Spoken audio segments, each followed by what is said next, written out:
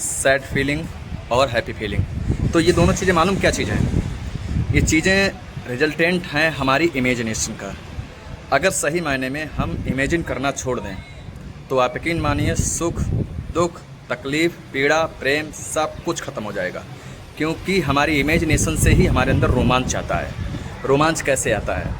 हम जब भी किसी चीज़ की इमेजिन करते हैं और वो इमेजिन की हुई चीज़ मेरे मुताबिक हो जाती है, या हम ये कहें कि जब हम इमेजिन किसी चीज़ को करते हैं, कोई इंसिडेंट या कुछ अचीव करने के लिए इमेजिन करते हैं, तो आप यकीन मानिए कि हमें जब हमारी इमेजिन के हिसाब से चीज़ें हो जाती हैं तो हमारे अंदर फीलिंग गुड आती है।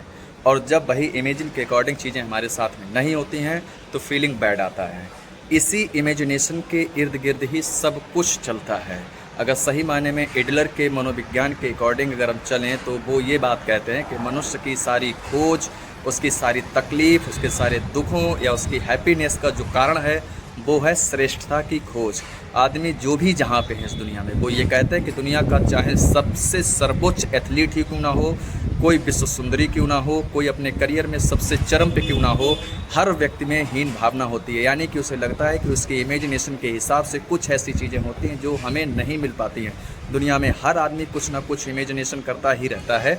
और ये भी तय है कि जितनी ज़्यादा हम इमेजिनेशन करेंगे, हमें अक्सर ऐसा होगा कि ज़रूरी नहीं कि हमारी इमेजिनेशन के हिसाब से ही सब चीज़ हमें मिल जाए और हमारे मुताबिक सब कुछ हो जाए। तो ये तय है कि अगर हमारे अंदर इमेजिनेशन की पावर है, और ये बिल्कुल फैक्ट है कि अगर आप इंसान हैं तो ये तय है कि आप इमेजिन ना करें, ये हो ही नहीं सकता है।